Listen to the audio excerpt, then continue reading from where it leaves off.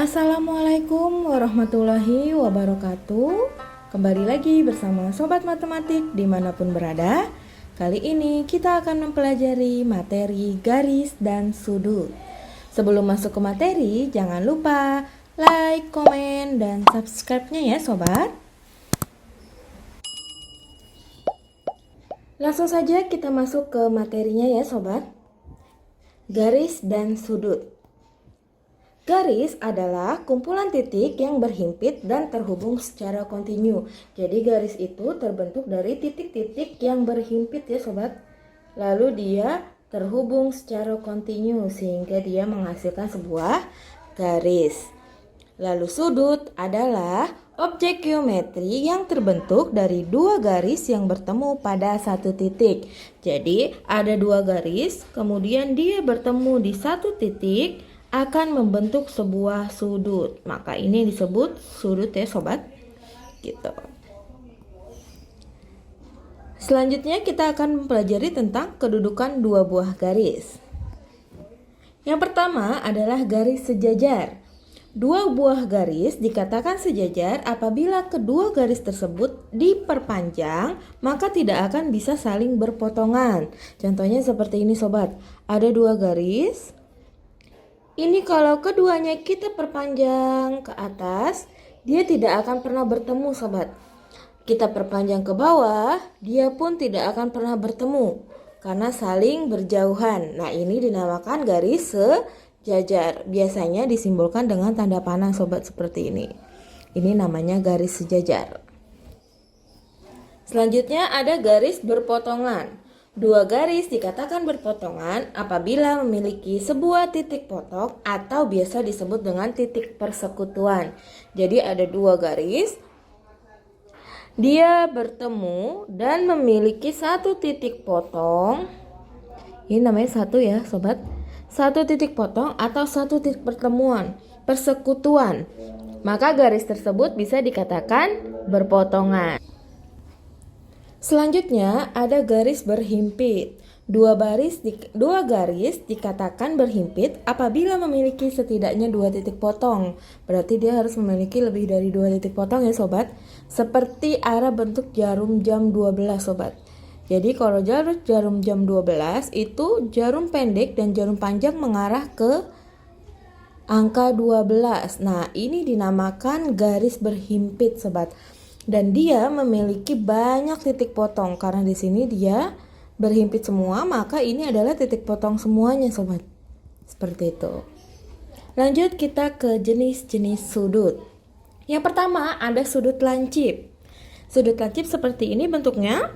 Besarnya itu di antara 0 sampai 90 derajat. Berarti di sini itu besarnya di antara 0 sampai 90 derajat. 0 tidak termasuk, 90 derajat juga tidak termasuk ya sobat. Jadi bisa 40, bisa 50, bisa 60 dan seterusnya. Yang penting tidak sampai 90 derajat. Lalu ada sudut tumpul. Nah, sudut tumpul bentuknya seperti ini. Bisa juga sih menghadap ke bawah sobat seperti ini. Ini namanya juga sudut tumpul. Besarnya itu di antara 90 derajat sampai 180 derajat sobat. Jadi 90 derajat sama 180 derajatnya tidak termasuk ya sobat. Jadi dia bisa 101, 102 atau selebihnya selain 90 derajat sama 180 derajat. Selanjutnya ada sudut siku-siku. Sudut siku-siku biasanya ditandai dengan kotak seperti ini sobat. Besarnya dia sama dengan 90 derajat, jadi nggak ada lagi yang lainnya, hanya 90 derajat. Yang keempat, ada sudut lurus atau berpelurus ya sobat. Besarnya dia adalah 180 derajat. Dan yang terakhir ada sudut refleks, sudutnya ada di belakang sudut seperti biasanya ya sobat, dia ada di belakangnya. Nah, besarnya itu antara 180 derajat sampai dengan 360 derajat. Tapi 180 derajat dan 360 derajatnya tidak termasuk ya sobat. Selanjutnya kita akan masuk ke materi hubungan antar sudut. Hubungan antar sudut ini adalah dua garis sejajar, yang ini sobat.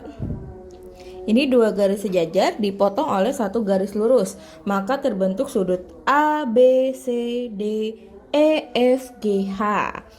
Nah, dalam perpotongan ini ada namanya sudut-sudut yang mempunyai nama-nama ciri-ciri tersendiri yang akan kita bahas.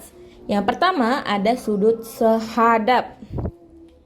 Yang namanya sudut sehadap berarti dia sehadap sobat. Hadapannya itu sama-sama. Misalkan dia menghadap ke depan, maka dia ke depan juga temannya. Itu yang dibilang dengan sehadap. Contohnya sudut A. Dia menghadap ke sebelah sini, maka temannya yang sehadap ialah E ya sobat, karena dia menghadap ke situ juga. Sudut sehadap berarti sudut A dan sudut E. Lalu sudut B kita lihat menghadap ke sana. Pasangannya yang mana? Yang F, karena dia menghadap ke sana juga sobat. Maka di sini kita bisa tulis sudut B berpasangan dengan sudut F adalah sudut sehadap. Lalu yang C, dia ke bawah, pasangannya dengan yang ke bawah juga ke sebelah kanan. Maka di sini sudut C sehadap dengan sudut G. Lalu yang terakhir sudut D ke bawah sebelah kiri bersehadap dengan sudut H. Ke bawah ke sebelah kiri juga ya sobat. Berarti di sini bisa kita tulis sudut D sehadap dengan sudut H. Besar sudut sehadap ialah sama ya sobat. Jadi besarnya sama. Besarnya sama berarti kalau sudut A-nya 60 derajat berarti sudut E-nya 60 derajat juga. Kalau sudut B-nya dia 120 derajat, maka sudut F-nya juga 120 derajat. Besar sudutnya sama ya sobat. Kita tulis di sini sudut A sama dengan sudut E. Sudut B sama dengan sudut F. Sudut C sama dengan sudut G. Sudut D sama dengan sudut H. Besarnya sama. Kita lanjutkan yang kedua. Ada sudut dalam sepihak. Yang namanya dalam berarti dia ada di dalam sobat. Yang namanya sepihak berarti dia ada di sisi yang sama. Berarti kita mencari yang dalam dan yang sama sisinya. Yang di dalam yang ini sobat. D, C, E, F dia ada di dalam posisinya. Lalu yang sepihak itu adalah yang sama sisinya. Seperti D sama E, dia sama-sama sebelah kiri. Maka sudut D sepihak dengan sudut E. Sudut D dan sudut E ya sobat, sepihak. Dalam sepihak, bukan sepihak aja, tapi dalam sepihak. Lalu ada si C. Dia adalah sudut dalam sepihak dengan si F. Berarti C dan F. Besarnya untuk sudut dalam sepihak itu jika ditambahkan menghasilkan 180 derajat. Jadi besarnya kalau ditambahkan sudut D ditambah sudut E hasilnya 180 derajat. Lalu sudut C kalau ditambah dengan sudut F hasilnya juga 180 derajat. Nah dari sini bisa didapat kalau misalkan D-nya diketahui 70 derajat. Maka sudut E-nya bisa kita cari dengan 180 derajat dikurang 70 derajat dikurang sudut D-nya, yaitu 110 derajat untuk sudut E-nya. Jadi seperti itu ya sobat. Kalau mau mencari salah satunya, misalkan sudut E, maka tinggal 180 derajat dikurang sudut D. Begitupun yang lainnya. Kalau ingin mencari sudut C, maka tinggal 180 derajat dikurang sudut F. Selanjutnya, ada sudut luar sepihak. Kalau tadi dalam sepihak, sekarang luar sepihak. Kalau luar berarti dia ada di luar. Lalu sepihak berarti dia ada di satu sisi. Kita lihat yang di luar adalah A, B, G, H. Dia ada di luar. Sekarang kita lihat sisinya sebelah kiri. Sama-sama di sebelah kiri berarti A dengan H pasangannya. Sudut luar sepihak, sudut A dan sudut H. Lalu yang kedua sudut B dan sudut G. Ini sepihak, luar sepihak ya sobat.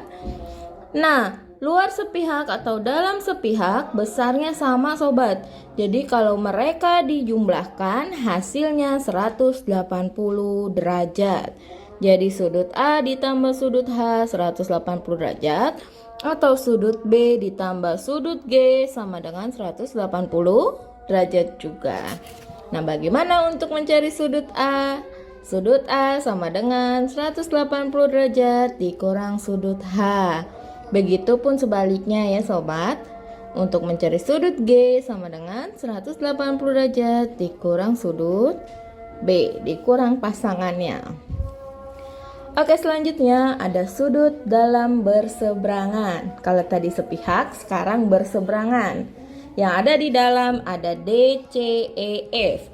Ya, namanya berseberangan berarti yang satu ada di sisi kiri, yang satu ada di sisi kanan. Kita perhatikan, yang di sisi kiri ada D, di sisi kanan ada F. Maka D dan F adalah dalam berseberangan. Sudut D dan sudut F, dia dalam berseberangan. Lalu ada sudut C dan E. Sudut C dan E juga dalam berseberangan. Nah, sekarang besarnya. Besar sudut dalam berseberangan adalah sama ya sobat. Jadi sudut D sama dengan sudut F dan sudut C sama dengan sudut E. Kalau sudut C-nya 50, maka sudut E-nya juga 50. Seperti itu ya sobat. Kita lanjut, sudut luar berseberangan. Kalau tadi dalam berseberangan, sekarang luar berseberangan.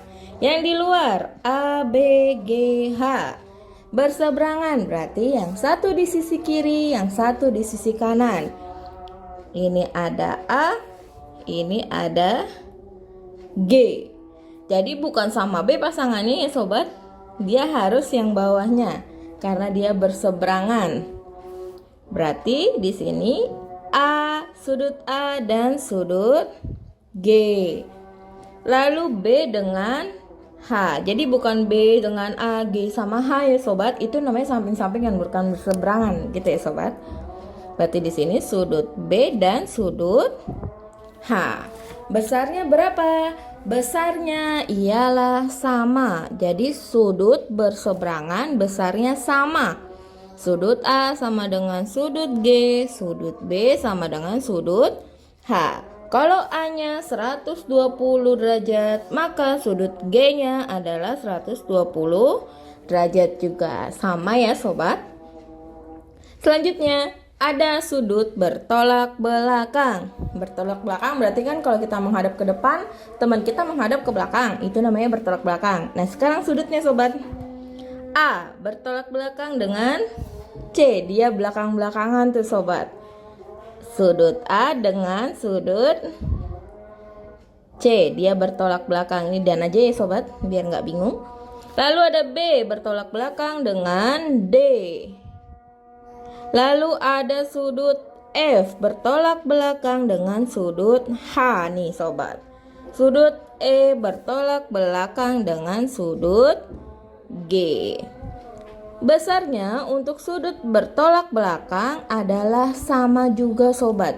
Jadi sudut A sama dengan sudut C, sudut B sama dengan sudut D, sudut F sama dengan sudut H, sudut E sama dengan sudut G. Besarnya sama sobat. Contohnya misalkan sudut C-nya 150, maka sudut A-nya 150 juga ya sobat. Dan yang terakhir ada sudut lurus atau sudut berpelurus. Dia ada di dalam satu garis sobat. Yang tadi saya katakan A dengan B. Nah itu kan dia bersamping-sampingan dalam satu garis lurus ini. Maka dia disebut berpelurus sobat. Sudut A dan sudut B. Lalu ada lagi tidak? Ada sudut H dan sudut G berada di satu garis lurus. Maka dia berpelurus. Sudut H dan sudut G. Yang di dalam juga seperti itu sobat. Yang D dan C. maka sudut D dan C dia berpelurus. Lalu E dan F, sudut E dan sudut F juga berpelurus. Berpelurus besarnya kalau dijumlahkan dia 180 derajat. Jadi semua kalau dijumlahkan hasilnya 180 derajat. Bagaimana untuk mencari yang satunya? Kalau yang lainnya diketahui, misalkan sudut A diketahui, mau cari sudut B, maka hasilnya adalah 180 derajat dikurang sudut A. Seperti contohnya lagi, diketahui sudut F, kita mau cari sudut E, maka sudut E dicari dari 180 derajat dikurang sudut F. Sampai sini dulu ya sobat, materi kita mengenai garis dan sudut. Untuk contoh soalnya ditunggu di YouTube kita selanjutnya ya. Terima kasih. Wassalamualaikum warahmatullahi wabarakatuh.